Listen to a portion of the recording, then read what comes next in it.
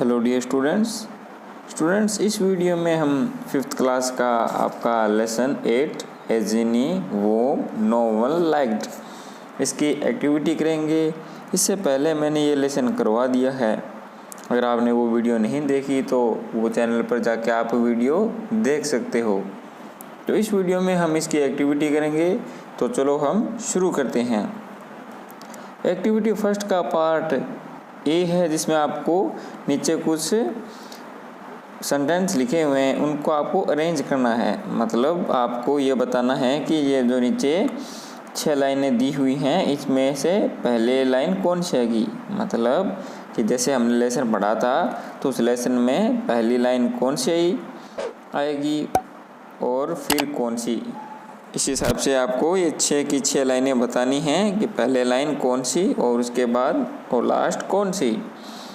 तो हमने लेसन पढ़ा था, उस हिसाब से हम देखें तो आपकी जो 4th नंबर है वो सबसे पहले आएगी। Whenever somebody rub the magic lamp the genie would come out and say what is your wish.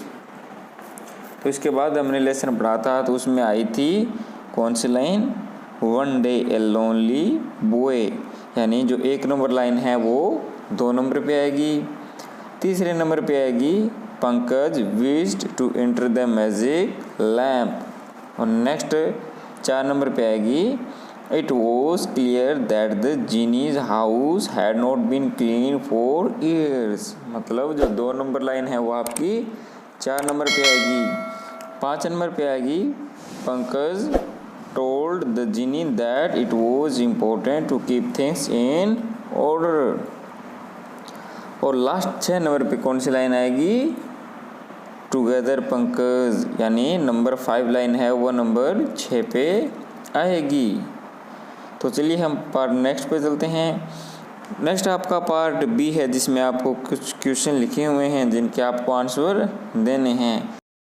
तो आपका फर्स्ट क्वेश्चन है, मैंने आंसर के नीचे अंडरलाइन की है। अगर आप आंसर शॉर्ट में लिखना चाहते हैं तो सिर्फ अंडरलाइन किया हुआ ही आप लिख देना, लेकिन अगर आप कंप्लीट आंसर लिखना चाहते हैं तो आपकी इच्छा है। मैंने दोनों बताए हैं, जैसे आपका सही लगे आप लिख लेना। फर्स्ट आपका क्वेश्चन है what happens when someone rubs the magic lamp, कि क्या होता है जब कोई मैजिक लैम्प को घिसता है या रब करता है। तो आप आंसर लिखोगे when someone rubs a magic lamp a genie will come out and say what is your wish. Next आपका क्वेश्चन है what does the genie do, कि जीनी क्या करता है। तो आप आंसर लिखोगे the genie fulfils the asked wish, genie है जो मांगी गई इच्छा को पूरी करता है।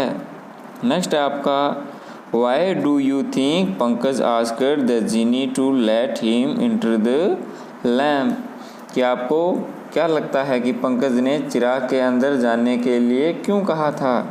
तो आप आंसर लिखोगे we think that Pankaj wanted to see what the genie's problem was, कि पंकज यह देखना चाहता था कि जिन्नी की प्रॉब्लम क्या है। नेक्स्ट आपका why did the Jini feel shamed, कि जिनी है वो शर्मिंदा क्यों हुआ था। तो आप इसका आंसर लिखोगे the genie felt shamed because he was untidy with all his things, genie शर्मिंदा हुआ क्योंकि उसको महसूस हुआ कि उसकी सभी चीज़ें हैं वो अव्यवस्थित हैं, यानी सही जगह पर नहीं रखी हुई हैं। नेक्स्ट आपका नंबर 5 क्वेश्चन है what advice did Pankaj mother give, Pankaj की माँ ने क्या एडवाइस दी थी।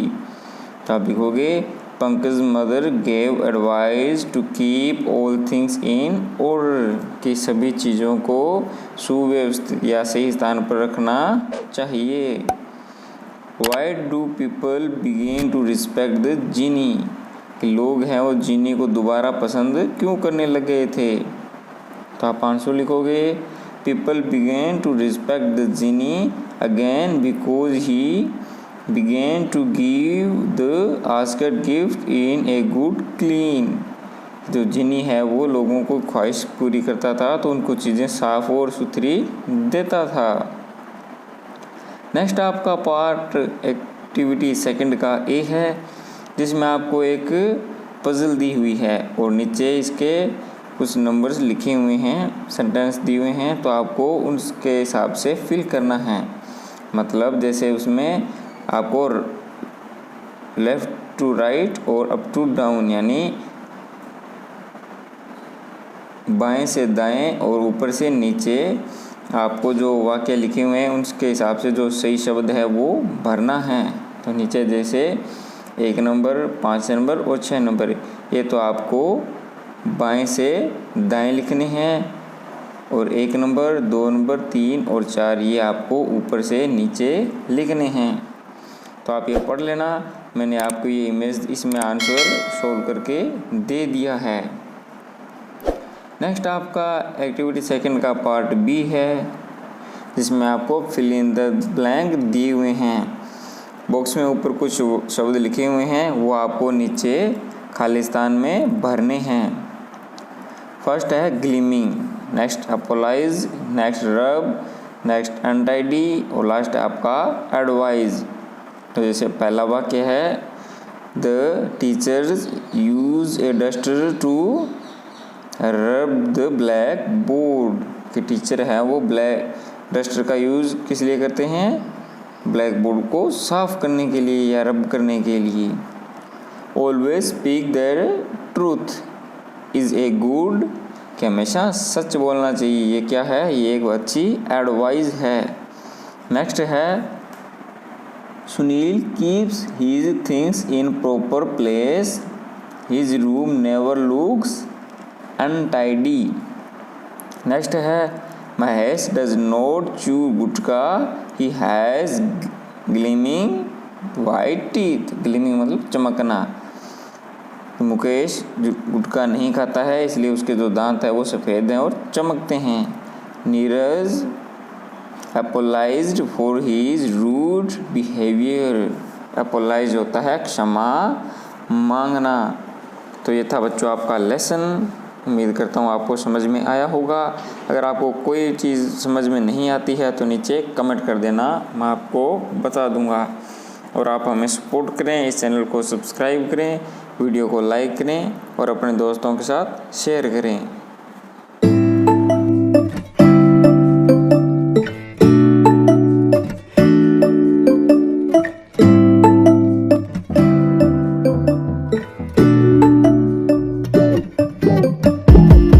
When I wake up, I feel cozy, yeah.